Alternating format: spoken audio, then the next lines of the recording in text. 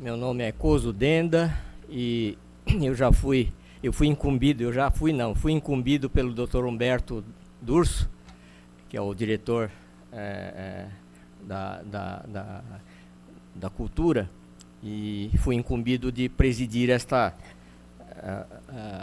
mesa para que a gente possa escutar a palestra do ilustre professor Dr. Marcos Antônio Benassi, a quem convido primeiramente para compor a mesa, e eu já vou fazer a apresentação.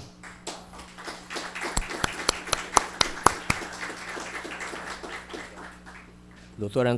Marco Antônio Benassi, advogado, graduado em Ciências Contábeis, Econômicas e Administrativas pela PUC-Camp, pós-graduado em Macro e Microeconomia pela Universidade de Boston, mestre em Direito Processual Civil, palestrante do Departamento de Cultura e Eventos da OAB São Paulo, professor universitário e autor de diversos livros. Eu queria pedir para compor a mesa também uma pessoa muito ilustre, que também fez parte e está atualmente emprestado pela advocacia para a magistratura, o desembargador Luiz Edmundo Marrei Wint, por favor.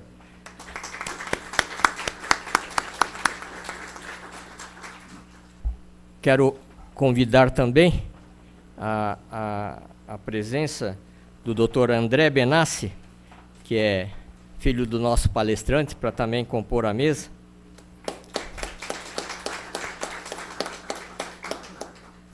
A nossa palestra hoje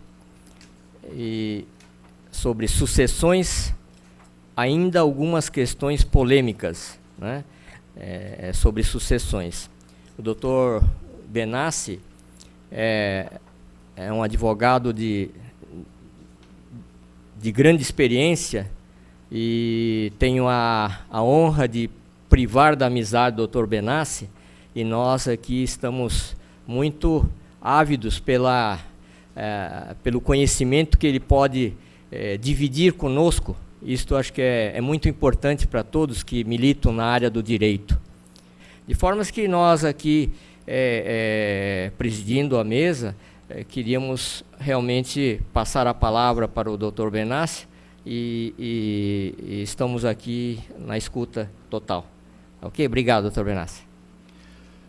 Eu fui convidado para falar mais uma vez sobre sucessões, e agora com predicativo na frente, falou assim: olha, ainda algumas questões polêmicas sobre sucessões. Por que ainda? Em 2003, quando o Código entrou em vigor, no Carnaval de 2003, eu escrevi um livro que se intitulava Algumas Questões Polêmicas do Novo Código Civil. Eu achei que tem algumas questões polêmicas aqui e vou escrever. E enveredei, comecei por falar de condomínio edilício, e quando eu cheguei em sucessões e olhei tudo aquilo, eu falei: meu Deus do céu, vai ter que escrever uma enciclopédia de alguma questão polêmica disso daqui. Então, isso que eu vou dizer hoje para vocês está em livro, desde 2003, em que eu, sem a pretensão de indicar uma solução, eu apontava algumas questões que eu não via condição de ter uma solução breve para aqueles casos. E parece que o tempo, 13 anos depois, está comprovando isso. Mas nós temos um agravante. Então, antes de começar isso daqui, eu quero fazer um alerta a vocês. Agora, dia 16 de março, né? Entra em vigor o novo Código de Processo Civil. Não vou falar nada do Código de Processo Civil, que não relacionado a esse pequeno chamativo para vocês, porque passaríamos a noite aqui. Mas o novo Código de Processo Civil, ele muda um paradigma no Brasil. Aquela ideia de que se julga, ou que o processo civil, ele se baseia na lei, né? O Brasil adota a teoria, o sistema da consubstanciação, lá do 282, inciso 3º, como todos sabem, em que eu tenho que dar o fato e o fundamento jurídico. não fundamento legal, fundamento jurídico. Mas agora muda-se o paradigma, porque eles vão passar a ver o processo hoje sob um outro prisma, o prisma dos precedentes. Alguém fala assim, nossa, viramos o direito, né, da common law. Precedentes, o que é isso? Isso quer dizer que se você entrar com a petição inicial e se você já não indicar, é a pretensão do código, se vai funcionar, nós vamos ver. Eu tenho minhas dúvidas. Na pretensão do código é assim, eu entro com a petição inicial e eu tenho que indicar qual o precedente que embasa o meu pedido. Olha só, acordou o legislador brasileiro e falou assim, a exemplo de quem fez o código do menor e do adolescente, que acha que aqui é a Suíça, né? Que é muito bonito, na lei. Aí fizeram outra lei muito bonita, só que nós não estamos na Inglaterra. Ele disse assim, nós vamos basear, a petição inicial tem que mostrar o precedente. Nós não temos tradição de precedentes. O que seria precedente num primeiro momento para a gente? As decisões de tribunais, as súmulas, né? Só que nós nunca tivemos a pretensão, o objeto, o foco, que aquilo que hoje, no tribunal, por exemplo, os juízes estão colocando como jurisprudência, ele fosse ser utilizado algum dia como precedente.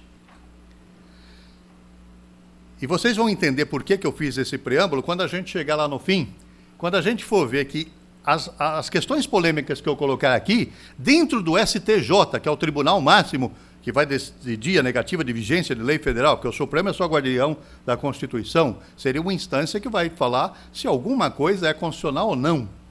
Abaixo, então, a instância máxima no processo civil, supostamente, é o Superior Tribunal de Justiça. E quando nós formos analisar a jurisprudência do Superior Tribunal de Justiça, a gente vai ver que elas são tão conflitantes dentro da mesma sessão, e às vezes dentro da mesma turma, que é impossível eu ter alguma coisa para indicar como precedente. E aí vai ficar o critério do juiz entender que você indicou um precedente que valha, ou ele pode simplesmente indeferir a sua inicial, porque eu não tenho precedente. Mas esse é um dos poucos problemas que nós vamos enfrentar. Então, a importância e o relevo da palestra de hoje não é repetir aquilo que eu venho falando desde 2003, mas é colocar dentro de um foco novo, que está com o termo ACO agora em março de 2016. Então, eu começaria dizendo o seguinte, o legislativo brasileiro, eu tenho analisado de fora, eu acho que vocês também, a gente não compreende muito bem o que leva eles a fazerem uma lei, nós temos um código vigente, então não há uma urgência em que eu saia correndo para fazer alguma outra, às pressas e, né, daquele jeito, mas eles levam um tempo, fazem um estudo, criam grandes comissões de notáveis, e aí a própria comissão de notáveis às vezes é desconsiderada na votação do texto legislativo pelos ilustres membros do Congresso. E eles, no Olimpo, onde eles se assentam, eles fazem uma coisa, olham para a lei e falam, olha que beleza de lei que nós criamos, mas ele não vem aqui embaixo, num contato que o advogado tem com o cliente, para sentir o drama que aquela lei possa estar causando ao jurisdicionado.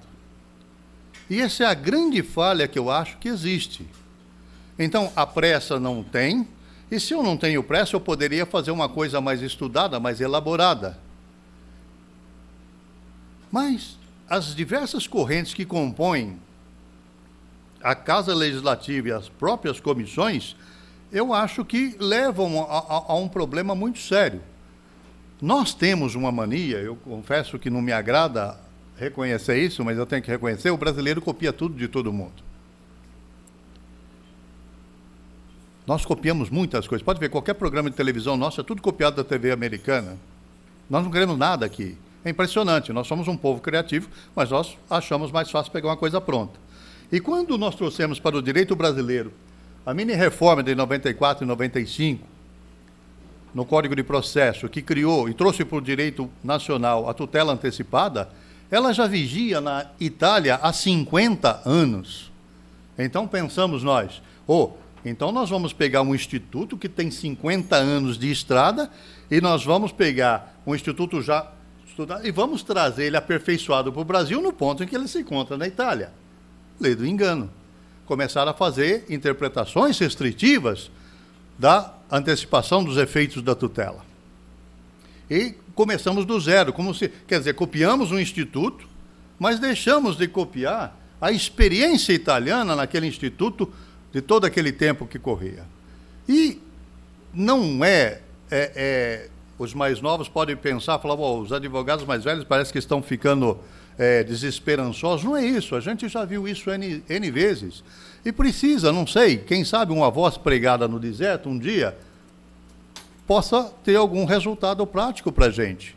Porque veja as injustiças que nós temos com essa legislação, desculpa o termo, meia boca, que é o Código Civil, principalmente no que, e não só, mas principalmente no que tange às sucessões.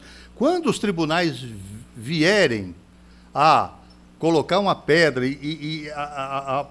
vamos dizer assim, tornar passível a jurisprudência, pacífica a jurisprudência, muita gente já foi injustiçada. Aí foi prazo de rescisória, foi isso, foi aquilo.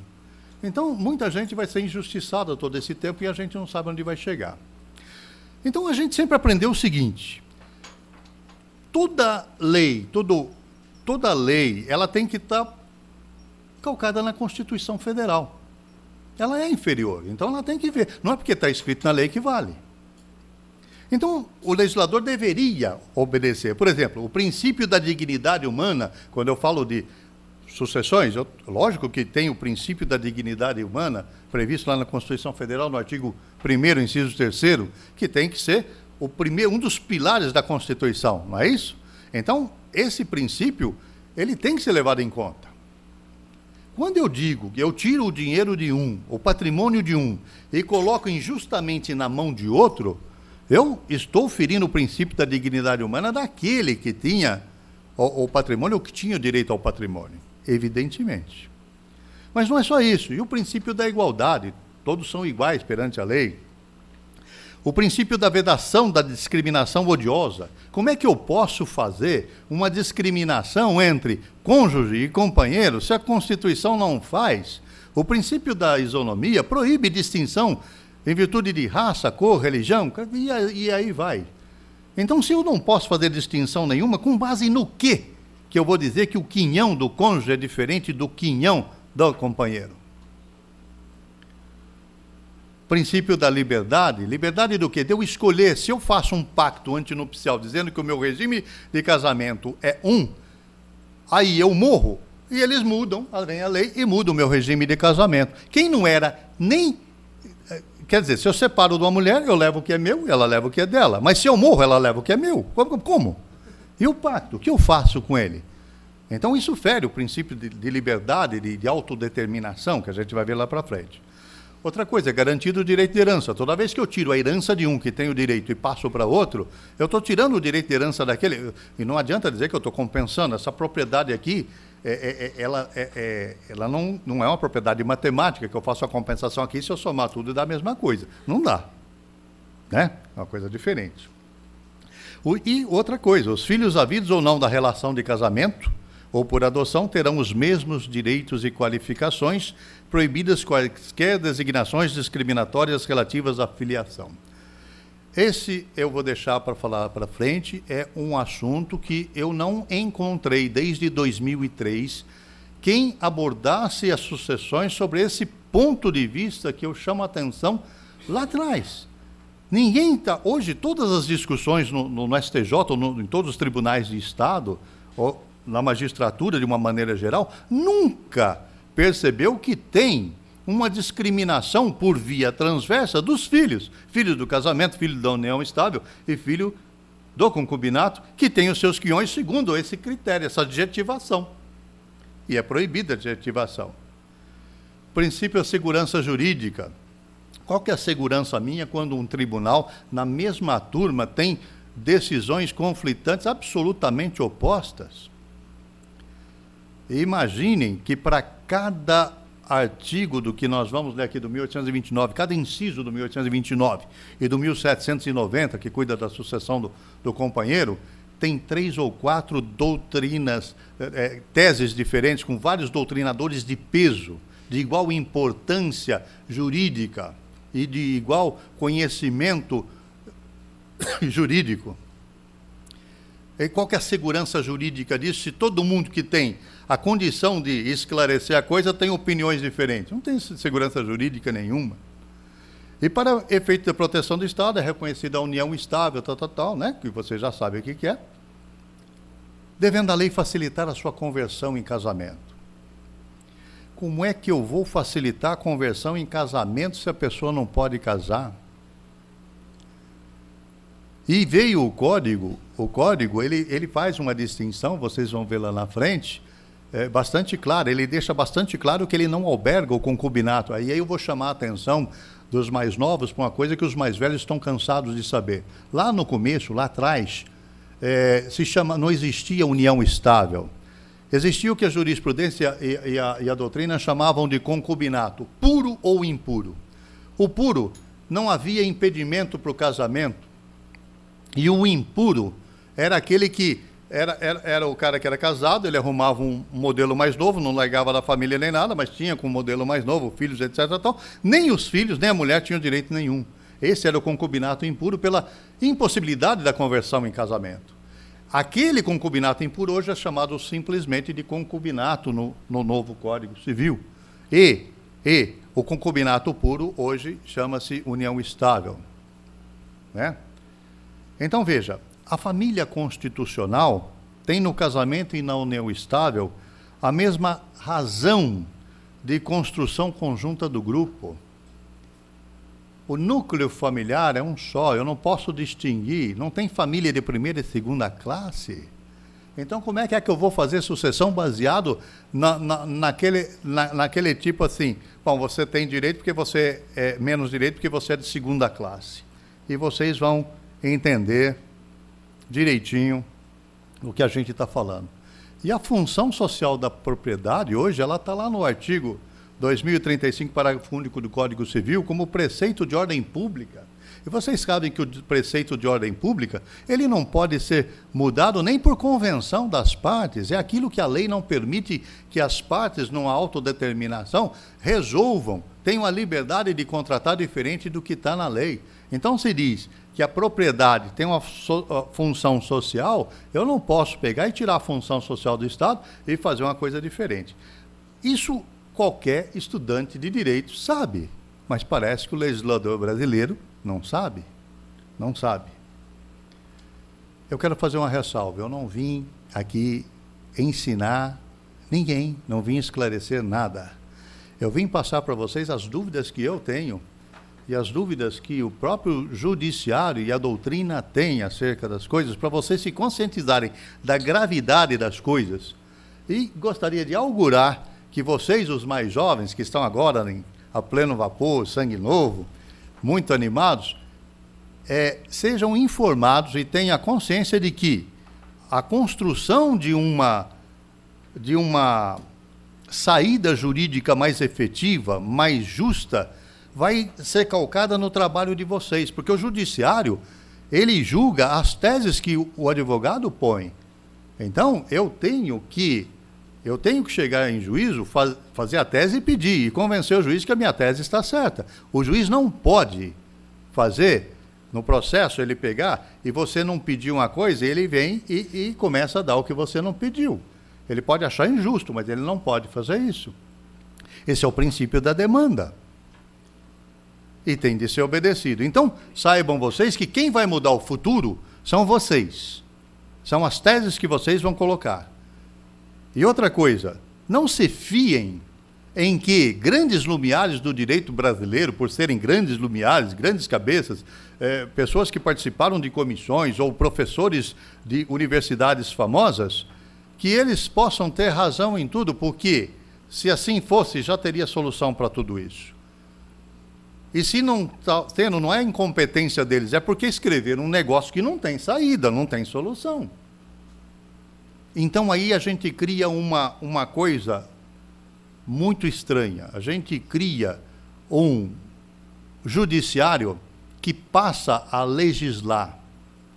Alguém pode até dizer, mas é uma ditadura do judiciário. Aí eu vou dizer, tá, ele não legislar, e a gente vai entender agora além disso daqui, como é que vai resolver, como é que o juiz não pode se excusar de dizer o direito quando tem uma falha, um buraco na lei? Então não é que ele está legislando, ele está olhando dentro de um princípio que, aliás, o Código de Processo correu atrás e veio, olha, vamos usar mais os preceitos agora, né? Vamos mudar o paradigma do direito brasileiro, vamos usar os preceitos, vamos usar os precedentes, vamos usar... Por que isso?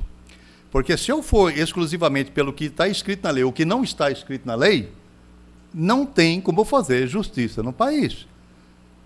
E vocês podem achar que eu estou exagerando, mas nós vamos ler 2 artigos. A palestra vai se resumir a 2 artigos. E vocês vão ver o inferno que é isso. Muito bem. O artigo 1829, colocado dentro da sucessão legítima, veja só, ele coloca o cônjuge no nível de herdeiro, com ascendente e descendente. Descendentes e ascendentes. Aí veio o Código e coloca no 1790, fora da sucessão legítima, o companheiro. Aí muita gente, eu já fiz isso, muita gente fala assim, qual que é a consequência disso? Bom, ele não é herdeiro necessário. Se ele não é herdeiro necessário, ele tem legítima? Não tem legítima. Quer dizer, se o companheiro ou a companheira, ele morre ab intestato, sem testamento, ela herda. Se ele fizer um testamento dizendo o seguinte, vivo em união estável desde tal data com fulana de tal, com ela tenho filhos ou não tenho filhos, com ela não tenho filhos, mas eu tenho 3 filhos do primeiro casamento, e todo o meu patrimônio fica exclusivamente para os 3 filhos do primeiro casamento, eu não preciso nem escrever que eu estou deixando ela fora do testamento, está implícito. Eu estou dizendo que eu vivo em união estável com ela, não escondi. E se eu estou dizendo que meus únicos herdeiros são meus 3 filhos, eu deixei ela de fora. E por não estar dentro da sucessão legítima, como herdeira necessária, apesar de que tem doutrinador e tem jurisprudência dizendo que, não, botaram 1700, olha só, agora nós estamos na base da adivinhação, da explicação. Tem que vir com legenda o código. Não, colocaram no último momento o companheiro dentro do Código de 2002, então, em vez de colocar ele aqui junto com o cônjuge, botaram de fora. Mas ele é herdeiro legítimo, sim. Tem jurisprudência e tem doutrinador que fala isso. Bom, se for assim, eu tenho explicação para tudo que tem dentro do código e eu posso mudar tudo ao gosto do freguês. Não é assim que a gente aprende, que se faz a hermenêutica, né? Tem regras de hermenêutica, aquelas interpretações que a gente aprende tanto lá com Maximiliano, que deixa de cabelo em pé, interpretação histórica, interpretação literal, gramatical, e aí vai. E aí vem alguém e agora tem que vir com a legenda. Não é porque entrou no último momento, não foi intenção, não é que ele errou, ele colocou um pouquinho deslocado para lá. E eu vou dizer, não é, porque tem artigo aqui que diz assim, ó, são herdeiros necessários. E lá elenca quem são os herdeiros necessários. E não colocaram o cônjuge lá, então não está deslocado por engano para fora disso, não. Não é verdade. Então, a segurança jurídica, como é que fica? Então, onde está a complicação disso daqui? O inciso 1 fala assim, defere-se na seguinte ordem a sucessão, aos descendentes, aos filhos, não só filhos, né? Descendente pode não ser filho, eu preciso prestar atenção nisso. Quando eu estou falando descendente, eu não estou falando exclusivamente de filho. Meu filho é meu descendente, minha neta é minha descendente, meu bisneta é minha descendente. Então, aos descendentes, em concorrência com o cônjuge. Então, o cônjuge vai concorrer. Aquele negócio de não pular uma linha, a gente tem... Lembra-se que na sucessão não se pula uma linha? Eu estou na do descendente. Eu estou no descendente. Se nessa linha eu achei alguém, eu não posso pular para a linha de baixo. Tem uma exceção na colateral, em que os tios concorrem até com sobrinhos, mas só na colateral. Na reta, não. Se eu peguei aqui na primeira os descendentes em concorrência com o cônjuge, eu não vou querer ele embaixo com ascendente. Ascendente não herda. Quando tem o descendente. E assim o cônjuge, agora o cônjuge sobrevivente sim, porque ele concorre tanto com o descendente quanto com o ascendente. Mas veja a complicação do que é uma negativa dentro de uma negativa dentro de uma negativa, numa redação perfeita. Ai, que saudade de Rui Barbosa, que, né, no Código de 16, por causa de neologismos, deu aquela briga com o Júlio Ribeiro, o professor baiano dele, que deu até 2 livros, réplica, tréplica, por causa de neologismos. Aqui nós estamos falando de português básico, né? Então, veja só. Aos descendentes, em concorrência com o cônjuge sobrevivente, salvo você. Então, vem a primeira negativa. Com este, se casado este com o falecido, no regime da comunhão universal. Casado no regime da comunhão universal, não herda. Muito bem. Ou na da separação obrigatória de bens, a separação legal. Artigo 1640, parágrafo único. Mentira. A separação legal está no 1641, não acertaram nem a data. Não acertaram o artigo. Então, 1641. É por isso que eu digo, quando não tem nenhuma heresia, quando diz, olha, não está escrito, mas devia estar. Então, aqui, ó, aqui devia estar escrito, ou leia-se 1641 e não 1640 para o primeiro. Então, no regime, o casado no regime da comunhão obrigatória de bens não comunica. Excluiu o da convencional. Se eu faço um pacto, está ali. Aí, quer dizer, quem fez o pacto herda. Pelo que está escrito, herda. Aí eu falo assim, e o que fizeram com o pacto? Como é que fica a minha vontade em vida que eu não quis dividir com ela um patrimônio? Aí eu morri e divido o patrimônio com ela. O que é isso? Não é? Vejam a consequência de certas coisas escritas de uma maneira dúbia. E aí vocês vão ver o rolo que isso está dando no judiciário. Ou se, no regime da comunhão parcial, que é o default desde a lei de 77, né? Que criou o divórcio. Se você não falar nada, você casou com o regime da comunhão parcial. Se não, você faz um pacto antinupcial e escolhe o regime. O autor da herança não houver deixado bens particulares. Meu Deus.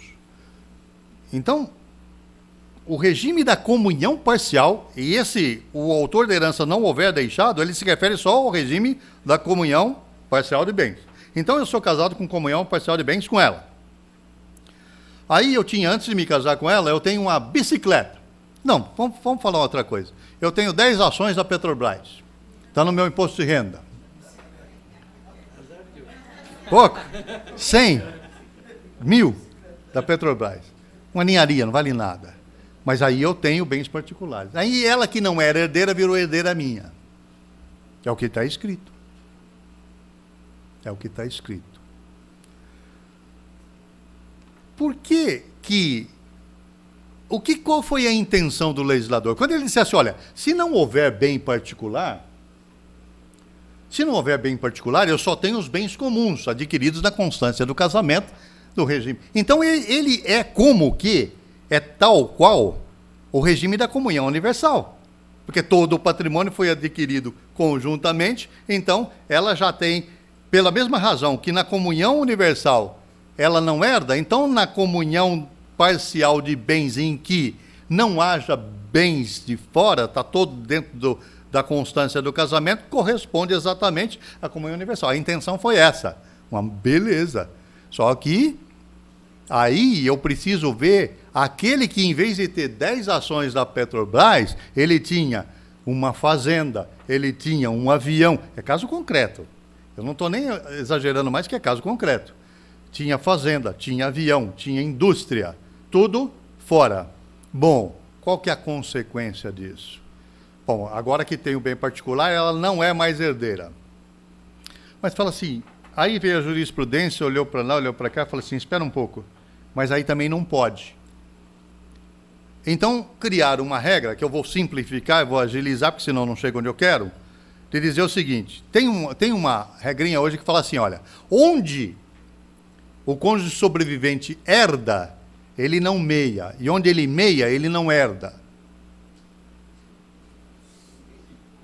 O que quer dizer isso? Nos bens comuns, ele tem meia ação. Nos bens particulares, como ele não... Aqui ele não herda. A Maria Helena Diniz diz o contrário. É aqui que ele herda em meia. É aqui que ele herda em meia. Mas, esquece ela por enquanto. Então, aqui eu faço uma divisão e digo o seguinte, aqui eu tenho meia ação. E lá onde eu não tenho meia ação, muito bem, o que ele tem aqui? Um kitnet, que ele comprou quando ele era casado com ela. Então, ela tem a meia ação de um kitnet. Só que lá na fazenda, no avião, ela herda. E aí vai entrar um outro complicador, porque o cônjuge, quando herda, ele tem um limite mínimo de recebimento, que é a quarta parte da herança.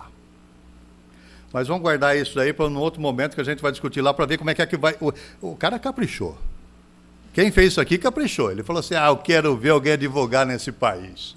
Eu quero ficar olhando para a cara dos caras fazendo continha no lápis lá, eu vou rir muito. Só pode ser isso. Mas, e eu digo que é uma mentira, quando você diz que onde você meia, você não herda, e onde você herda, você não meia. Por quê? Porque o companheiro lá no 1790, ele vai herdar, sim, e só, única e exclusivamente, nos bens adquiridos a título oneroso durante a união estável. Então ele herda em meia nos títulos onerosos. Por que o cônjuge, então, ele não herda em meia aqui e deixa de fora aquele? Como deixou o companheiro? Qual que é a razão jurídica, expliquem para mim, jurídica, sem interferência ideológica, teológica, ou seja lá o que for. Nós somos advogados, a gente trabalha com lei. Cada advogado, enquanto pessoa, tem um color de ideologia, de credo, religião, daquilo que você gosta ou não gosta. Isso é uma coisa. Enquanto profissional, você está jungido à Constituição e aos códigos. É aqui que você trabalha. E você não deixa passar aquilo que você, fora desse universo, você não deixa entrar aqui dentro. Você tem que trabalhar no universo jurídico com as regras do mundo jurídico. Eu posso acreditar no que for. Aqui dentro, se disser que um é igual ao outro, posso não concordar. Não concordo, mas eu sou obrigado a cumprir a lei. Então, me fala qual que é a razão jurídica de eu dizer que o companheiro herda em meia e exclusivamente nos bens adquiridos onerosamente na constância da união estável, e o cônjuge é o contrário. Onde ele herda, ele não meia, onde ele meia, ele não herda. Aí vai ter um probleminha que eu vou deixar no ar para vocês agora, e vou terminar aqui, que é para dizer o seguinte: o que é legítima para quem escreveu isso? Aliás, quem escreveu isso, escreveu também no código o que é legítima. E a legítima é uma só, dentro do código. Eu acho que na cabeça dele ficou a outra legítima, porque ele esqueceu de escrever. Ele esqueceu de escrever. Ele vai dizer o que é legítimo e você vai ver que não tem como chegar nessa conta onde herda não meia, onde meia não herda. Ele esqueceu que a legítima é uma só. Então, como é que ele divide isso na cabeça? Eu não sei. Aí vem o 2 aos ascendentes em concorrência com o cônjuge. Beleza, sem regra nenhuma. Ele herda em concorrência com o cônjuge. Morreu. Aí, se não tiver nem ascendente nem descendente, em terceiro lugar, vem o cônjuge sobrevivente. Vocês vão ver que lá na regra do companheiro, o coitado do companheiro, ele concorre com descendente, aí ele troca um termo, ele põe assim, filhos do, não pôs descendente, filhos do morto. Depois ele vem, na sequência, e bota descendentes do morto. Quer dizer, descendente, ele botou filho de novo.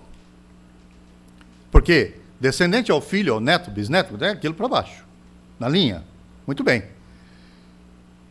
Mas aí, antes de, se não tiver nem ascendente nem descendente, ele vai concorrer ainda com os outros herdeiros sucessíveis até o 4º grau.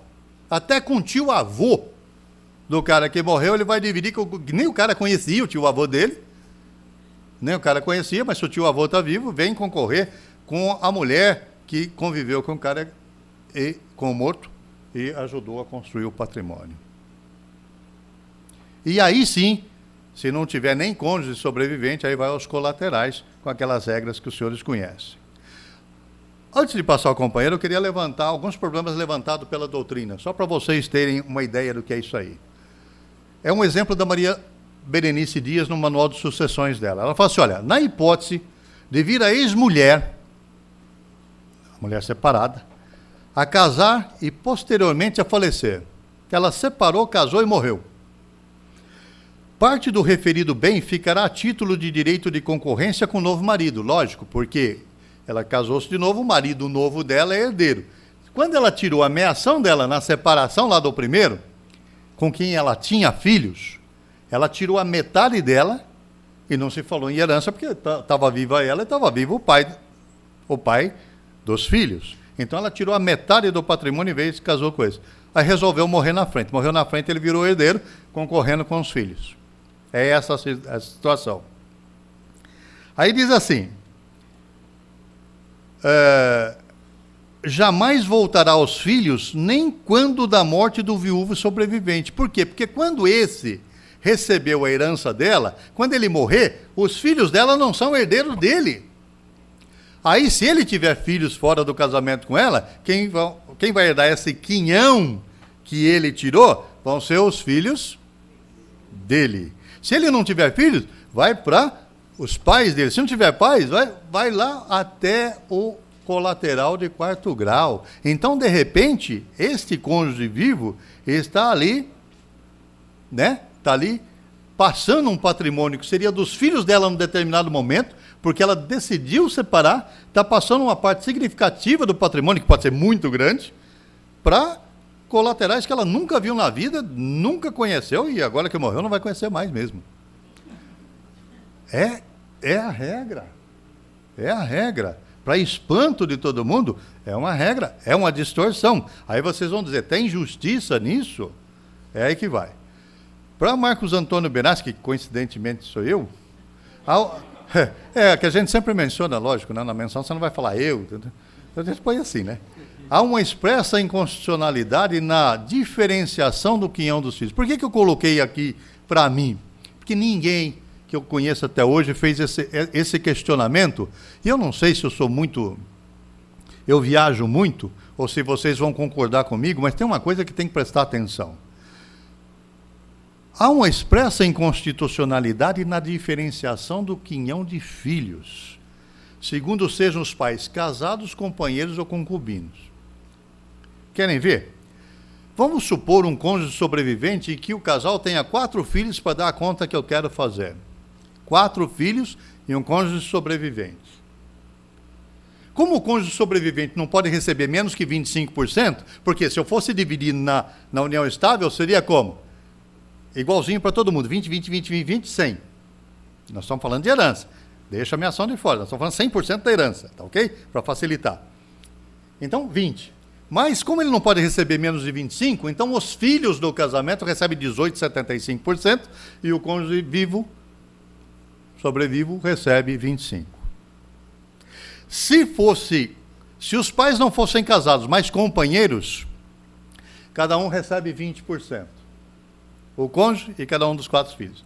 E no concubinato? Bom, o concubinato não tem direito, a concubina não tem direito, então os filhos receberiam 25% cada um.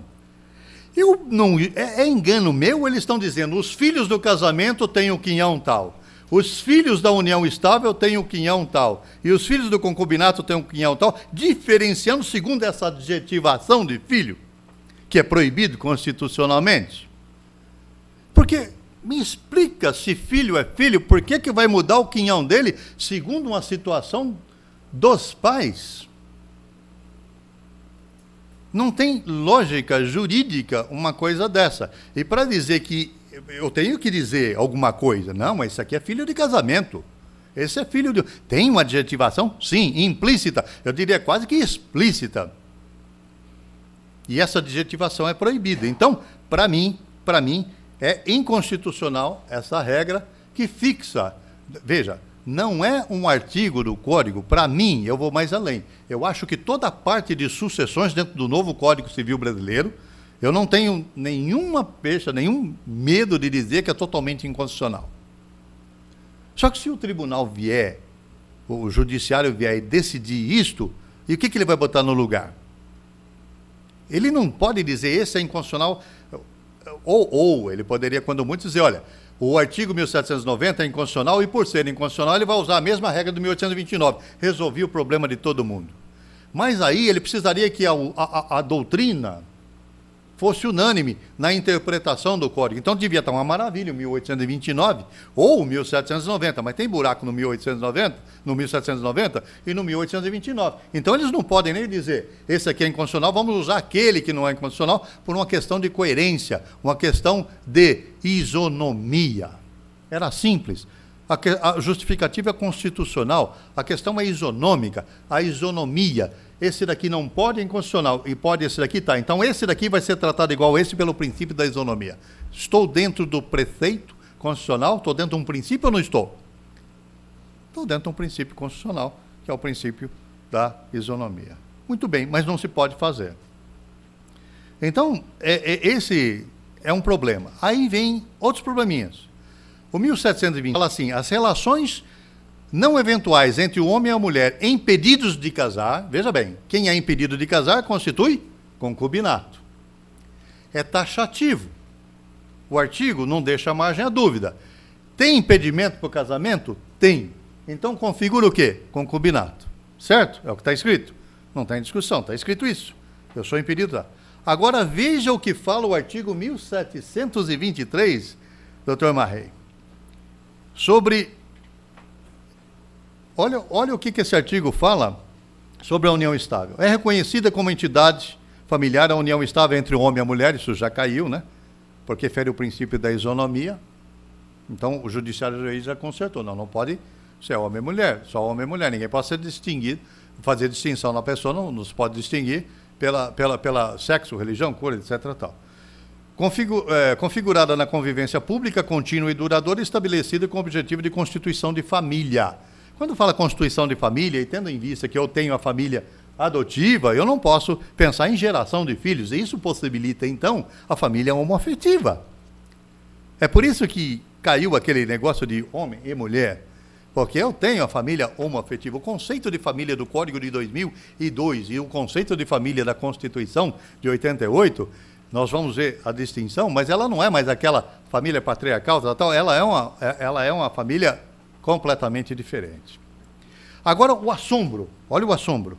A união estável não se constituirá se ocorrerem os impedimentos do 1521. Falou a mesma coisa que o de cima.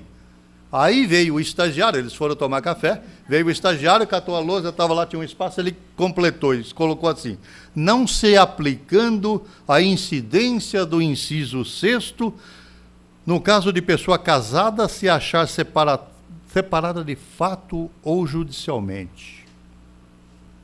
O 1521, inciso 6º, fala o seguinte, não podem se casar as pessoas casadas. Se eu perguntar aqui, se tiver algum estagiário, falar assim, o que é isso? Isso é um impedimento dirimente absoluto. Impedimento dirimente absoluto é aquele que não dá para ser corrigido, não dá para ser vencido, ou seja, eu não caso duas pessoas casadas. Separação, quando eu fiz escola, ela acaba com a sociedade conjugal, mas não acaba com o vínculo. O vínculo, antes da lei de 77, acabava só com a morte. Aí 77 veio e inseriu o divórcio. Então é morte ou divórcio. Mesmo que eu seja separado judicialmente, o vínculo existe e eu não posso casar. Então como é que ele vem dizer que se houver impedimento, é concubinato? Beleza, estamos de acordo. Aí ele falou assim, mas não se aplica a incidência do 6... No caso da pessoa casada, se ele sair de casa hoje cedo, conheci a menina ali, falei, gostei dela, vou constituir família com ela. Saí de casa, falei para a mulher, não volto mais, estou separado de fato ou não? Hoje, eu estou de fato. Claro que eu estou, posso voltar amanhã, mas hoje eu estou separado de fato. Aí não constitui impedimento. Para configurar a união estável, está na minha intenção de constituir família com ela. Vai que eu arrependo depois da manhã, hein? Aí eu continuo casado ou não? Como é que faz? Então, vejam bem, olha a singularidade dessa regra. Como é que a pessoa casada não pode haver a configuração de união estável. Como é que eu vou converter mesmo que a Constituição só reconhece a união estável para efeito de proteção do Estado no quê? Em que circunstância? Em que a lei facilite a conversão em casamento. Como é que a lei pode facilitar a conversão numa coisa que não pode se converter? Ou pode se converter? Porque aí nós vamos começar a bater cabeça para todo lado. Falar, não, mas se vier um provimento do tribunal dizendo que se ele mora há 20 anos, tá, ele mora há 20 anos com ela, ele morreu. De quem que é a herança? Do cônjuge ou do companheiro? A gente vai ver lá na frente que dá rolo. Então, se dá rolo lá na frente e ainda continua casada, e ele continua casado, eu não posso dizer aqui que ele não continua casado para efeito de configurar a união estável. Até porque, se eu não posso converter, não se configura em união estável. Deu para entender o rolo? Bom, tem outro problema que é o cálculo da legítima na aplicação da teoria quem herda não meia, quem meia não herda. Eu não vi essa discussão ainda, porque e ela me parece crucial para parar com toda aquela discussão. Olha, aqui está escrito isso, aqui está escrito aquilo. Tal. Aí para e pensa assim, simplesmente assim, olha, espera um pouco. O que é legítima? Vocês sabem que legítima é aquela parte do patrimônio que alguém pode dispor. Quer dizer, ele tem que guardar para os herdeiros e ele não pode dispor. A outra metade é a parte disponível. Mas a metade dos bens dele, que ele vai dispor, ele tem que guardar a legítima, em determinadas circunstâncias. Lógico, ninguém é obrigado a morrer deixando bens para herdeiros. Se sobrar, sobrou. Mas se ele vai, por exemplo, beneficiar um determinado herdeiro com isso daqui, ele tem que dizer que saiu da parte não disponível, isso vem a colação no fim. Né? Então, acabou. Vê agora. Vai lá? Bom, eu vou continuar aqui. Então, o que está dizendo esse artigo? Esse artigo está dizendo o seguinte, que como se calcula a legítima, né? É todo o patrimônio existente na hora de aberta a sucessão. Quando é que se abre a sucessão? Com a morte da pessoa. A hora que a pessoa morre, a transmissão do seu patrimônio se faz ex lege para os herdeiros necessários. É de lei. A transferência ali, ninguém tem que ir lá pedir emissão de posse, é uma ignorância quem faz isso. Ele já está na posse. A posse foi conferida legalmente para ele. Então, os herdeiros são emitidos na posse com a morte, na abertura da sucessão. A abertura da sucessão é o momento da morte. É esse o termo aquó, é onde começa. Então, todo o patrimônio, o artigo fala, todo o patrimônio, ele passa para os herdeiros na hora da morte. Beleza, então eu vou dizer, quem são os herdeiros? Os filhos e o cônjuge, então passou para todo mundo. Né?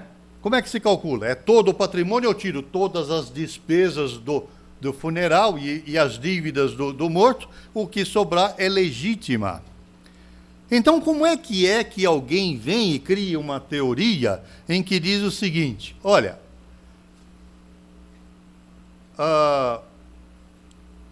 esta pessoa aqui, o patrimônio que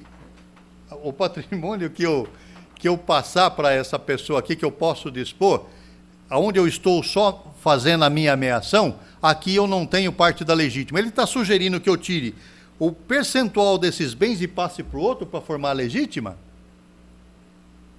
Porque o herdeiro necessário, os filhos, eles vão herdar aqui e vão herdar aqui. Tirar da ameação daqui, aqui não tira nada. Então é simples, é fácil. Tirou a ameação de quem tinha que tirar, as dívidas, tirou, limpou. Eles são, a legítima está aqui e está aqui. Por que é do cônjuge? Por que a do cônjuge estaria a legítima dele aqui e não está aqui? Isso fere o próprio artigo que diz o que é a legítima. Ele fala todo o patrimônio, sem exceção, sem nenhuma ressalva. Sem nenhuma ressalva. Então, é uma coisa que parece meio assombrosa de entender. Falar, como é que alguém... É lógico que não se critica. É muito fácil pegar, olhar e criticar, mas eu acho que quem está errando está tentando dar um jeito nisso daí. É lógico que a gente não pode duvidar da inteligência de grandes doutrinadores, de grandes juízes, que estão olhando para isso. Eu acho que eles têm vontade de chorar, falar, como é que eu resolvo isso?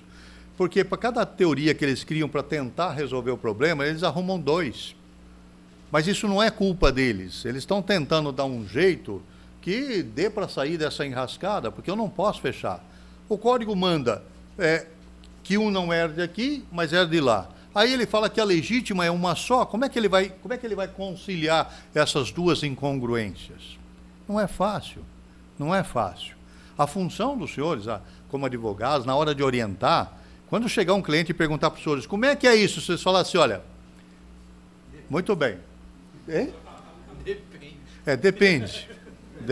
Depende é a palavra mais bonita que existe no direito, eu sempre preguei isso. Depende. Depende do que? Não, vamos interpretar isso com muita calma. É o seguinte, olha, vocês têm que entender o seguinte, eu vou adotar uma das teorias vigentes, das milhares de teorias vigentes.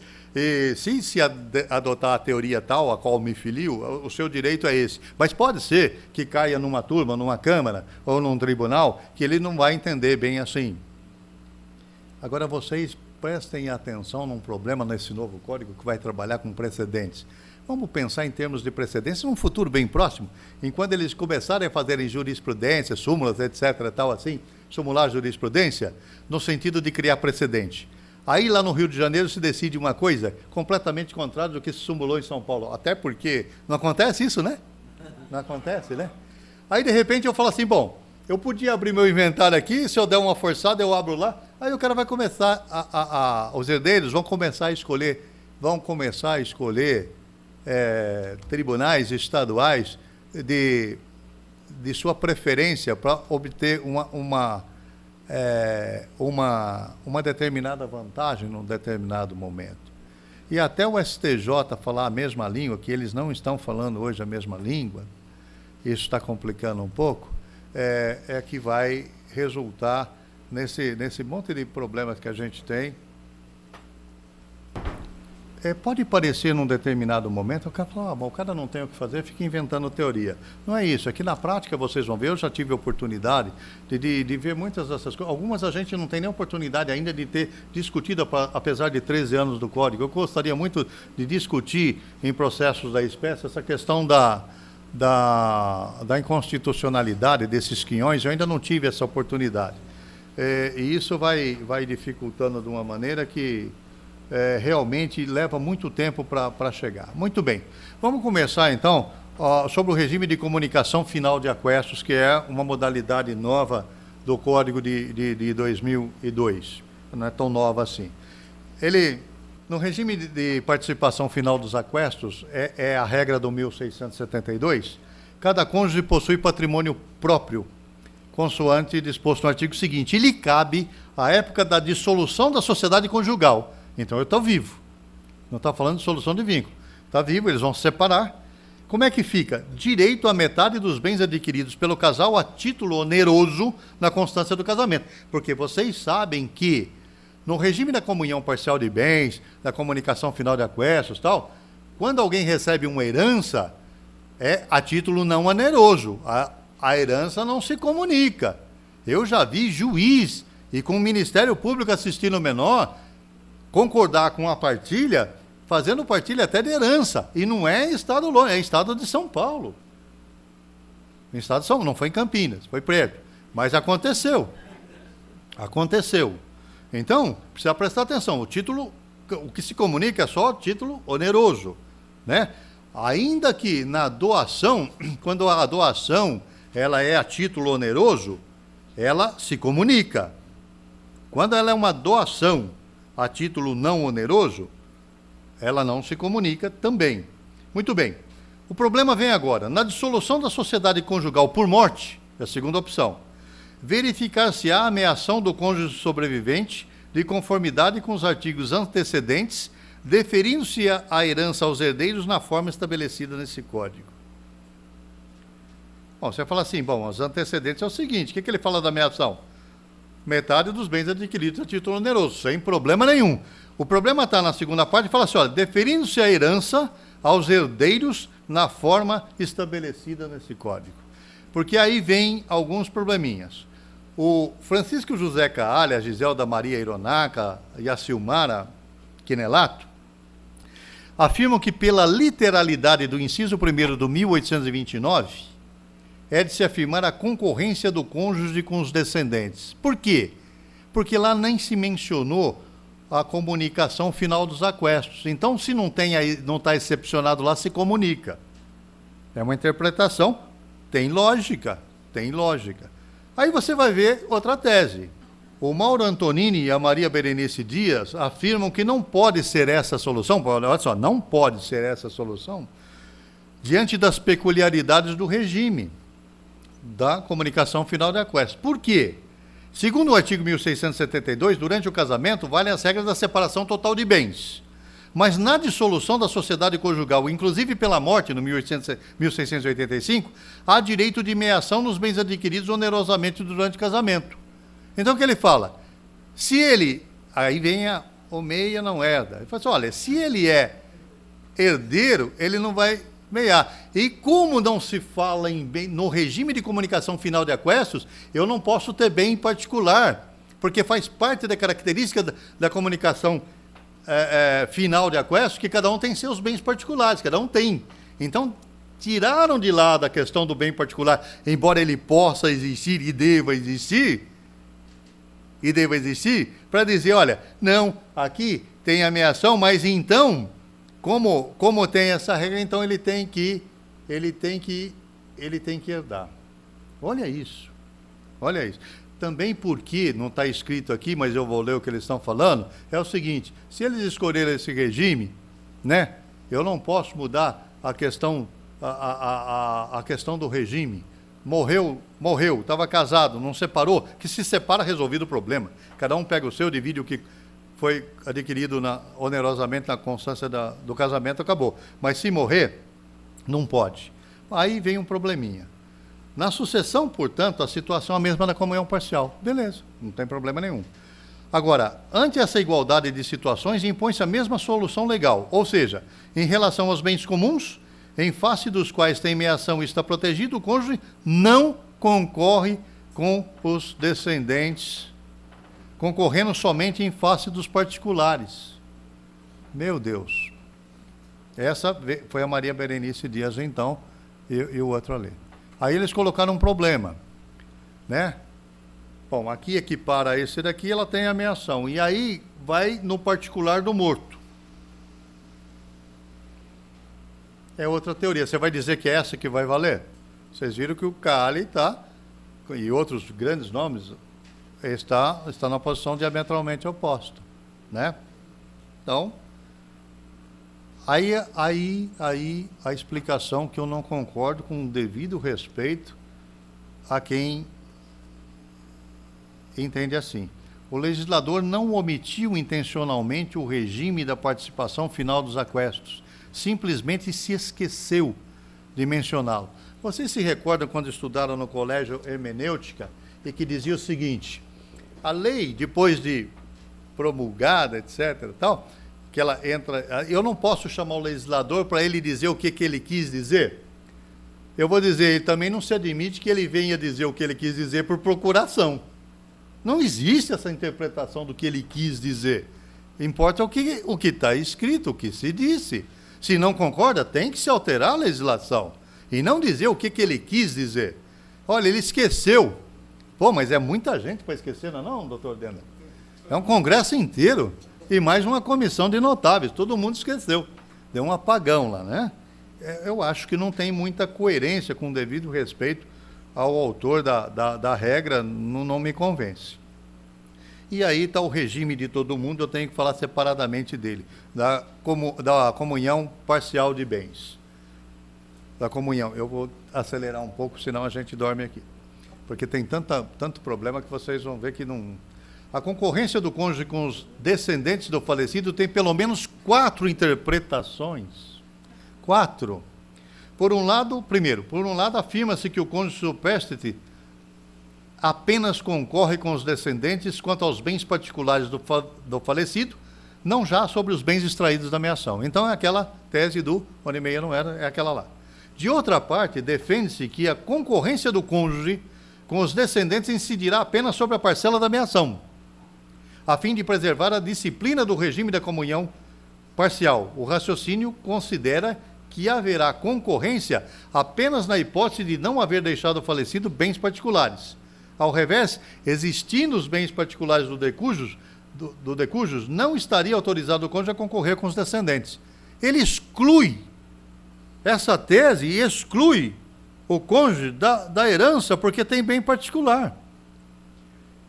Eu acho que não precisa comentar, né?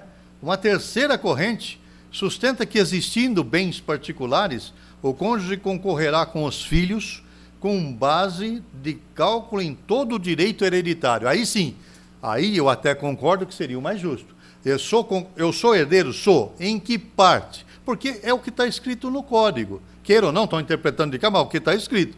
Olha, se não houver bens particulares, ele concorre. Aí, bom, tudo bem, ele concorre. E se houver? Aí, por isso que o outro fala, se houver o bem particular, ele não concorre, é o que está escrito lá.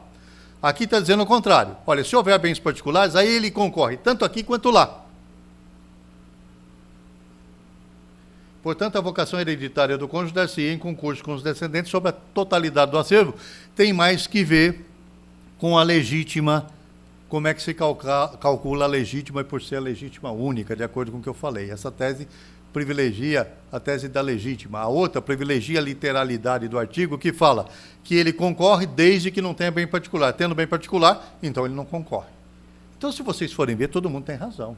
Não é tese criada por um maluco beleza aí no meio da rua. São juristas, são gente de peso que faz as teses e tem. Se você pegar e ler só a tese deles, fala, realmente, é assim que vai funcionar. Mas aí você começa a ler os confrontos e fala, espera aí, só vale um. Aí veio o seguinte, o STJ,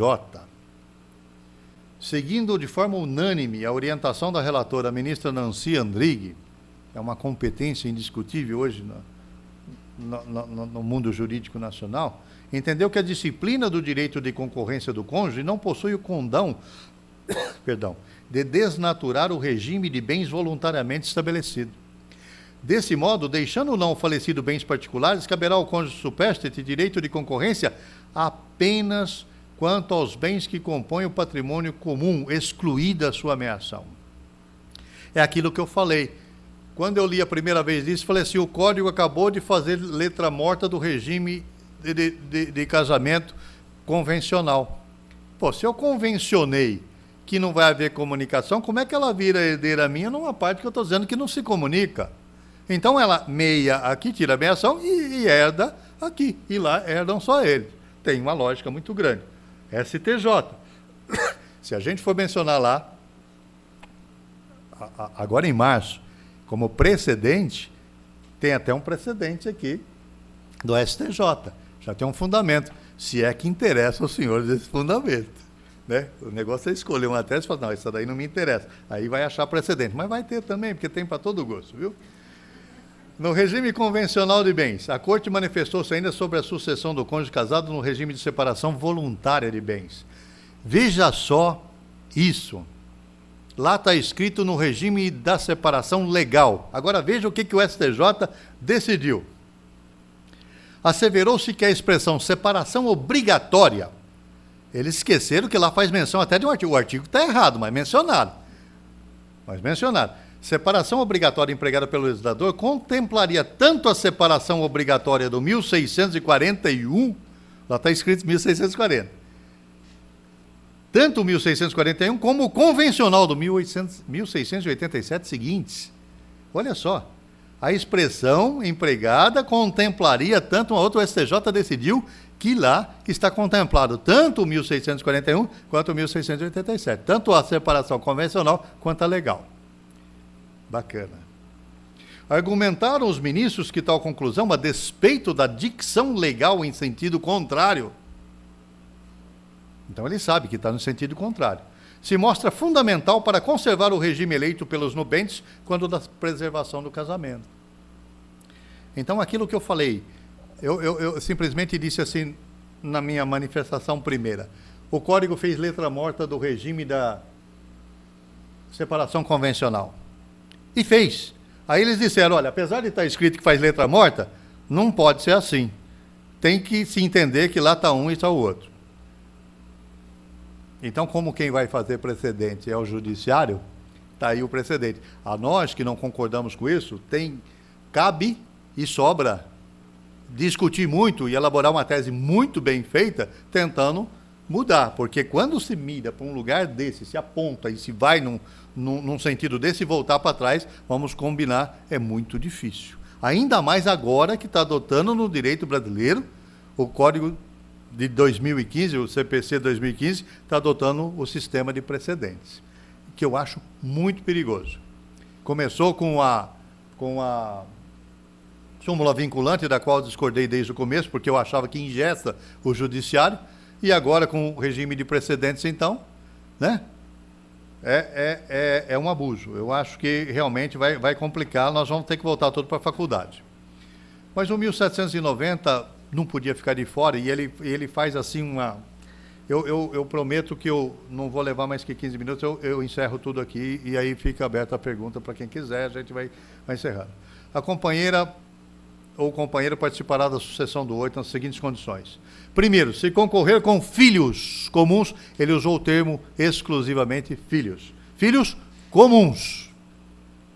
Terá direito a uma cota equivalente à que foi atribuída ao filho. Então, naquele que eu falei que era 20% para cada um, eu pressupus que cada filho que estava concorrendo com ela era filho dela e do morto. Aí procura aqui para mim onde é que fala do filho não comum. Né? Vocês vão ver que ele não fala do filho não comum. Porque se vocês forem para o inciso 2, ele fala assim, concorrer com descendentes só do autor da herança. É lógico que descendente só do autor da herança, eles colocaram não só o filho, eu não sei se eles não quiseram repetir a palavra filhos, mas eles, quando colocaram descendentes, eles colocaram aqui que não basta o filho. Pode ser o filho, neto, bisneto e até, vai embora, tataraneto, se tiver vivo, está concorrendo. E se esse descendente for só do autor, toca ao companheiro sobrevivo a metade do que couber a cada um daqueles. Meu Deus. Então veja, cada descendente dele que for só do parente do morto, vai ganhar o dobro do que ganharia, do quinhão que ganharia o companheiro sobrevivo. Tudo bem. E o terceiro? Se concorrer com outros parentes sucessíveis. Aí nós já estamos falando, então, de... Porque ele falou de descendentes, pô, se ele está falando de descendente, ele está falando de outros parentes sucessíveis, dá a impressão que ele está falando só na linha colateral, né? O colateral até 4º grau, o tio-avô. Ele terá direito a 1/3 da herança. Aí você fala, mas ficou fácil, não está tão difícil. A maioria concorre com filho comum ou não comum, vai ficar no 1 ou no 2. Quer apostar? E se não houver parentes sucessíveis, aí sim... Olha, está em 4º lugar, o cônjuge está em 3º, está acima dessa regra. Aqui tem uma inversão. Qual que é a lógica? Qual que é a regra constitucional para isso? Não sei. Mas só se não houver parente nenhum sucessível é que ele tem direito à totalidade da herança. Muito bem. O que acontece? Eu coloquei aqui para mostrar lá o inciso 3º, que está o cônjuge sobrevivente, ele está lá em 3º lugar. Os colaterais vêm depois, só se não tiver o cônjuge sobrevivo. Aí, esse enunciado 266 do Conselho de Justiça Federal, do STJ, na 3ª jornada de direito, diz o seguinte, olha, eu vou ler, depois eu vou voltar lá para vocês conferirem. Aplica-se o inciso 1º do artigo 1790, também na hipótese de concorrência do companheiro sobrevivente com outros descendentes comuns, e não apenas em concorrência com filhos comuns. O que está escrito lá? Se concorrer com filhos comuns. Ponto. Ali está vírgula, mas assim, dentro de quem está concorrendo é ponto. Acabou, é esse daí. Não, ele disse que não. Aqui está escrito o seguinte, se for descendente comum também, a regra é a mesma. Tem lógica? Tem, mas está escrito. Desculpa, eu não estou lendo. Eu não consigo enxergar nisso daí. Muito bem. A sucessão híbrida é quando eu tenho a mistura ali, né? Concorrentes comuns e concorrentes não comuns. A situação não descrita na norma refere-se à sucessão híbrida, ou seja, caso em que o companheiro concorre ao mesmo tempo, aí complicado. Ao mesmo tempo, com descendentes comuns e exclusivos do autor da herança, ele concorre ao mesmo tempo com descendentes comuns e exclusivos do autor da herança. Aqueles que são só do morto e os comuns, dos dois. O que acontece? A primeira corrente fala assim, em caso de sucessão híbrida, deve-se aplicar o inciso 1º do 1790, tratando-se todos os descendentes, aí até os filhos dele com ela e só os filhos dele, como se fossem comuns, já que os filhos comuns estão presentes, lógico, né?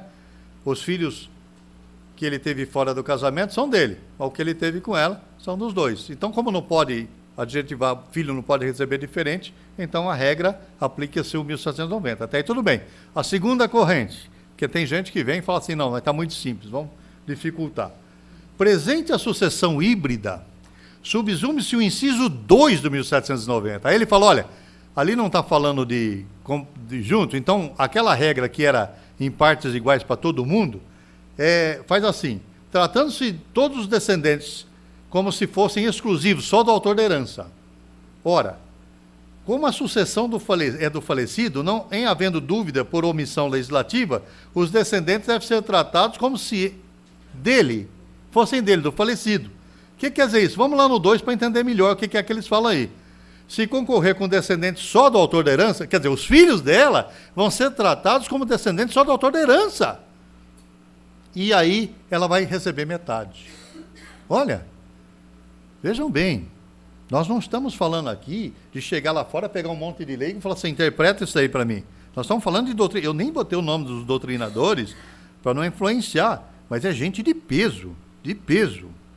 E dizendo o seguinte, não, aí em vez de dividir tudo igual, não, aí dá metade para ela. Pô, esse cara tem ódio de concubina, né, de companheira, não é possível. Não tem razão para ser um negócio desse, mas tudo bem. A terceira, aí vem uma terceira. Na sucessão híbrida deve-se aplicar fórmula matemática, essa é ótima, de ponderação para solucionar o problema. Vai ficar facinho, deu uma fórmula matemática, a pessoa chama-se fórmula Tusa, uma das dezenas, fórmula Tusa, elaborada por Gabriele Tusa com o auxílio de um economista. Falei, pô, a hora que foi para o campo matemático resolveu o problema. Está aí a fórmula. Olha lá. Vamos lá, gente. Vocês, advogados, pega a fórmula Tusa, vai lá e calcula o quinhão de tanto. Eu me lembro de uma vez que eu fui despachar com o juiz e falei assim, excelência, tem um erro do contador aqui, tem um erro na fórmula, a fórmula ela não é matemática, ela é financeira. Ele falou assim, doutor, eu fiz direito porque eu tenho ódio de matemática e de quem gosta de matemática. Então, só me fala, por favor, vai lá, vai discutir com o contador, lá mostra para ela. Eu achei engraçado aquilo e guardei. Então, tem juiz que tem ódio de matemática. E muitos foram fazer direito porque ele não gosta de matemática. Você imagina você dar uma fórmula dessa para ele, manda ele decidir. E ali tem toda uma legenda, o que é, como é que é. Então, é o valor da herança por número de filhos comuns, depois esse é o número total de filhos, quer dizer, os comuns e os não comuns, o X é a proporção a ser recebida pelo companheiro em relação a cada filho, F é o valor a ser recebido por cada filho, e E é o valor a ser recebido pelo companheiro. Simples, elementar, matemático. Alguém que fizer essa daqui, depois eu vou deixar o e-mail, vocês me escrevam e me mostrem, que eu estou doido para ver uma discussão dessa em juízo, vai ser muito bacana. Aí, superada a controvérsia a respeito da sucessão híbrida, né, seguindo a leitura do 1790 do Código Civil, preconiza o seu inciso terceiro, se o companheiro convivente concorrer com outros parentes sucessíveis, terá direito a 1/3 da herança. Como outros parentes sucessíveis, leem-se ascendentes e os colaterais até 4º grau. Há julgados que reconhecem a inconstitucionalidade em posição desfavorável em relação aos parentes longínquos. Lógico, né?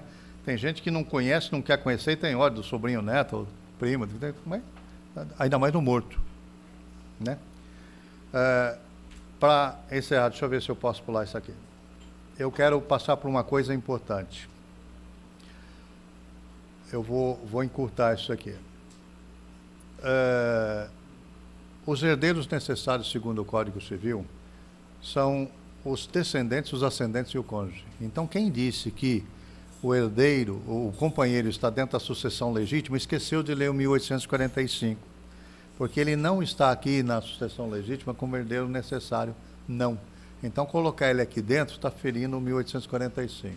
Então, para onde vocês olharem, quando eu pego uma regra, eu firo outra. Isso complica para a gente, né? O Zeno Veloso, ele chama a atenção para uma coisa muito grande. As famílias são iguais, dotadas da mesma dignidade e respeito. Não há em nosso país família de primeira classe, de segunda ou terceira. Qualquer discriminação nesse campo é nitidamente inconstitucional. O artigo 1790 desiguala as famílias, né? Esse monte de fórmula aí, tudo porque eles quiseram tratar diferente. Tá, vamos entender numa explicação, lá no futuro, para explicar para alguém, né? Por que é que num determinado momento, eu espero que até lá, quando a minha neta estiver formando em Direito, meu bisneto, se eu estiver vivo, chegar e ele falava, vô, mas teve lá o Código 2002, falava isso aqui, por quê? Eu falei, não, vou te explicar.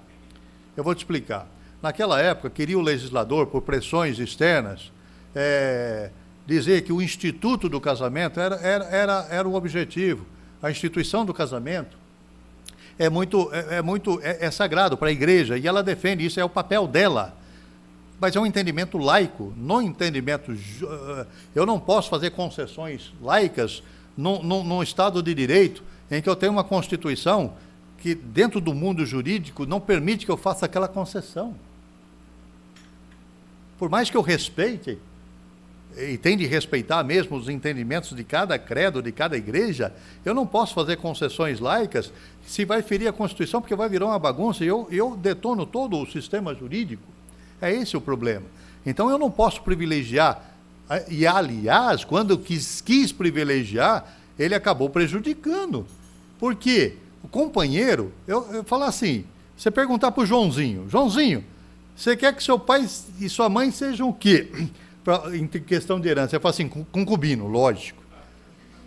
Recebo, minha mãe não recebe, recebo tudo sozinho. E se não for, companheiros, por quê? Porque no último lugar, quiseram beneficiar tanto que um herda e meia no mesmo lugar, o outro não. Então, se não tiver bem comum, ele meiou, ele não herda, excluiu o cônjuge, mas o companheiro, se for companheiro, herda e meia. Então, pera, tem alguma coisa errada nisso, que está beneficiando quem? Fizeram tanta bagunça, tantas concessões, tanto estrago, que acabou virando uma coisa sem nada. Agora, tem um recurso especial, esse número aí, que ele fala assim, olha, a conclusão principal dele, não tem direito, portanto, o cônjuge casado sobre o regime da separação de bens à meação, e tampouco a concorrência sucessória, na separação de bens. Olha como é o contrário daquele. Lá naquela decisão do STJ que eu li para vocês, acabei de ler, eles diziam que ele tem que se entender que está escrito tanto o regime da comunhão como da separação. E aí ele vai dizer, nesses dois casos o cônjuge não é herdeiro necessário. Então esse daqui vem reforçar aqui, então os dois casos, não é só o regime da separação legal, mas o da convencional também está dentro. Está salvando o regime de casamento. Mas vai piorar um pouquinho, até para não violentar a vontade, o princípio da exclusividade, beleza. Família constitucional, já falei. Reserva de bens no inventário. Eu achei interessante chamar a atenção de vocês, que vão fazer um inventário amanhã, é o seguinte. No casamento, eu não preciso fazer reserva nenhuma, porque eu entro dizendo, são casados, já é herdeiro necessário, acabou. A união estável não está escrita em lugar nenhum, a não ser que se faça um contrato de união estável, como eu costumo fazer para os meus clientes. Mas, normalmente, ninguém faz. Vai morar juntou as trouxas. Beleza. Na hora que morre um lá, até provar, quando não tem um documento que prove previamente a existência da união estável, até provar, se ele não for e pedir a reserva no inventário, muito provavelmente o judiciário, que está muito rápido, mas vai ficar muito ágil agora, não é nem culpa de ninguém, mas o código diz que vai ficar rápido, então vai ficar. Aí acaba o inventário, divide o bem, todo mundo queima os bens, e a hora que disser que ela tinha direito, aí ela não vai mais no inventário, vai contra cada herdeiro, limite, se ele não queimou o bem, não mandou embora. Então, convém que vocês entrem com o processo dentro do inventário, pedindo a reserva, porque está discutindo a união estável em processo próprio, que não pode ser dentro do inventário. É altamente recomendável, é uma recomendação muito saudável do Luiz Augusto Gomes Varjão, na obra dele, União Estável, página 49. Aí uma notícia de 2015 para vocês, que vai melhorar muito. A primeira turma do STJ tinha um entendimento, a segunda turma tinha outro entendimento sobre essa questão de divisão de bens. Aí houve uma uniformização de jurisprudência da seção. E ficou assim, o cônjuge sobrevivente, casado sob o regime da comunhão parcial de bens, concorre com os descendentes na sucessão do falecido apenas quanto aos bens particulares que este houver deixado, se existirem. Então vamos lá. Quem casou no regime da comunhão de bens só concorre com os descendentes na sucessão do falecido, só nos bens particulares. Então, onde ele meiar, ele não vai herdar. E ele vai herdar onde ele não meiar. Esse é a uniformização de jurisprudência da primeira sessão do STJ, que congrega a terceira e quarta turma, que é a que julga a matéria, e agora é 2015. Certo? A decisão, então, confirma o enunciado 270 da Jornada de Direito Civil, organizada pelo Conselho de Justiça Federal, e pacifica o entendimento entre a terceira e quarta turma. É lógico que foi vencida. A controvérsia é muito simples, né? A questão gerou divergência entre os ministros foi a interpretação da parte final desse artigo na identificação dos bens em relação aos quais o cônjuge sobrevivente na qualidade de herdeiro necessário concorrerá com os descendentes quando adotado o regime da comunhão de bens. A Nancy Andrighi foi vencida e venceu um voto do Sidney Bennett, que hoje é aposentado, e a Nancy Andrighi dizia, não, ele tem que herdar, sim, mas não é lá, é aqui. Aí eles decidiram exatamente o contrário, não é aqui, é lá. Então, ambos estavam falando a mesma coisa. Se herdar num lugar, não herda no outro. Apesar de um dizer onde meia não herda, fala, não, aqui meia e herda. E o outro falou assim, não, aqui meia não herda, lá herda não meia. Foi isso daí. Gente, eu vou pedir desculpa a vocês pelo adiantado da hora, por estender isso. Nós poderíamos ficar aqui, eu teria 300 mil outras incongruências para mostrar. Essa visão panorâmica foi para mostrar para vocês o caos em que se encontra o entendimento sobre sucessões, ainda e com maior ênfase no próprio tribunal maior que decide essas questões, que é no STJ. Houve a primeira uniformização de jurisprudência lá em cima, e vocês veem que vozes muito poderosas ainda destoaram dessa uniformização de jurisprudência, e foi única e exclusivamente com relação ao casamento e comunhão parcial de bens. Então, notícia para vocês, podem ficar contentes, vocês vão gastar muita tinta, muito papel, muito fosfato para criar até um campo aberto. Vocês que gostam de pensar e criar teses novas, está aí um terreno fértil para vocês criarem ideias novas que venham ajudar a jurisprudência a interpretar, ou pelo menos dar uma interpretação mais justa a este código, que não tem como interpretar ele na literalidade, não tem como resolver. Não entendo por quê. É aquele negócio, né? A gente sabe que existem o projeto de lei com alteração de mais de 800 artigos do Código Civil, desde que ele entrou em vigor, já correram atrás, mas no processo legislativo brasileiro foi até um milagre, né? Dia 5 agora, quem não sabe, fique sabendo, saiu uma lei que modificou o novo Código de Processo Civil, que vai entrar em vigor agora em março, né? Vocês já devem estar sabendo. Tirou aquele juízo de delibação que ficava a cargo dos tribunais superiores no recurso especial extraordinário, voltou a cargo dos tribunais estaduais.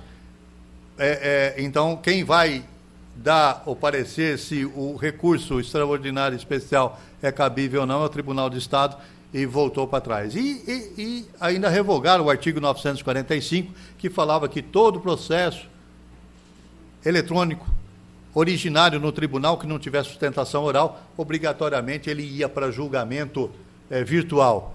Tiraram isso e vai continuar, então, aquela regrinha de sair a publicação, olha, de acordo com o provimento tal do tribunal, concorda a parte com o julgamento virtual? Se não falar nada, então concordou. E aí eles vão continuar julgando virtualmente. Se disser não, aí você vai lá, mas também não pode fazer sustentação oral, mas pelo menos você ouve o debate e vê que estão debatendo, etc. tal. Esse foi revogado. E há outras alterações menores. Mas é impressionante. Você fala, puxa vida, ele está falando de um negócio, 800 artigos do Código, há 13 anos estão correndo. Está correndo aí a discussão. E outros, que às vezes pela importância, ou vamos dizer assim, na tragédia que pode causar em todo o processamento do judiciário, que pode atravancar mais, acabou saindo num tempo recorde, né? Mas é assim. Esse é o Congresso brasileiro. a gente tem que aprender a trabalhar com isso. Tem que dar um voto de louvor para quem tem gasto, tanto doutrinadores quanto os juízes, né? Que deitam e debruçam e perdem tanto tempo da vida útil deles em cima de um negócio que devia ser ler, interpretar e aplicar. A jurisprudência podia vir fazer interpretações e o judiciário deveria se limitar a aplicar a lei. Aí ele olha para aquilo e fala, mas como é que eu vou aplicar isso aqui? Eu estou lendo isso aqui, eu aplico assim, fica assado, e como é que fica? E a Constituição, como é que faz? Então, eu acho assim que todas essas discussões, elas esqueceram de um probleminha básico, um princípio lógico, que está escrito na lei, tá? Eles estão tentando dar uma conformação em que aproveitem a lei.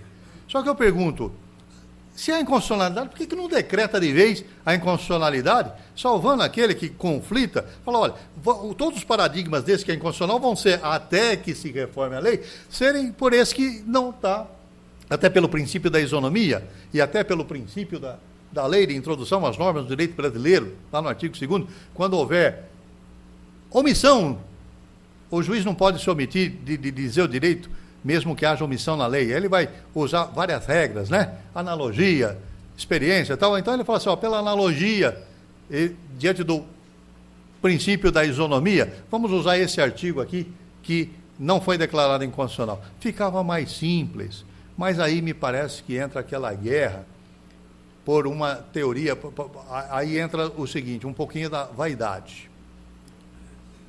Porque todo mundo que tem um peso significativo no mundo jurídico, ele quer que a teoria dele prevaleça. Aí conciliar tudo isso é um pouquinho difícil. Se nós não fizermos concessão, o prejudicado não vai ser ninguém, não vai ser o juiz, não vai ser o advogado, não vai ser ninguém, vai ser o jurisdicionado. E essa injustiça pode ser tal que ela acaba com a vida da pessoa, né? Pessoas perdem tudo. Dentro de uma regra dessa, eu posso... Depende de como se aplicar aquela regra que passou lá para o parente do morto, tirou dela aqui. Circunstâncias há em que você acaba tirando todo um patrimônio de uma parte e deixando e vindo para outra parte aqui. É complicado. Basta pensar em termos de regime de casamento, como é que o cônjuge sai aqui, como é que o outro que ajudou a construir uma vida e tal. Aliás, isso não é comum, né? O cara chega numa determinada idade, ele para ter uma questão de foro íntimo, assim, como é que é mais nível psicológico, né? Ele trocar uma mulher num modelo mais novo, né? Ele acha que ele vai se sentir vivo e tal, e aquela que ajudou a vida inteira, às vezes, pode estar numa situação tal que ele sai com todos os bens e eles não têm filhos comuns, de repente todo o patrimônio que ela ajudou a construir ali, depende do momento que foi feito, ela fica absolutamente sem nada e vai dar lá para um terceiro que não tinha nada que ver com um parente da mulher que ele casou, que nem viva tá, vai lá para os parentes outros. Então, se a gente pensar em termos disso, uma visão mais holística, está faltando ao mundo jurídico nacional um pouco mais de humildade, um pouco mais de visão holística e de pensamento naquele a quem a norma se destina. A norma foi criada com vistas ao jurisdicionado. Ela não foi criada para nada, é o jurisdicionado, quando ele for buscar, a norma foi criada para o homem é o centro da norma. Se ela não servir para o homem, como não está servindo agora, ela perdeu o objetivo dela. É o que eu tinha para passar para vocês, sinto se eu confundi mais a cabeça de vocês do que eu ajudei, e muito obrigado pela atenção.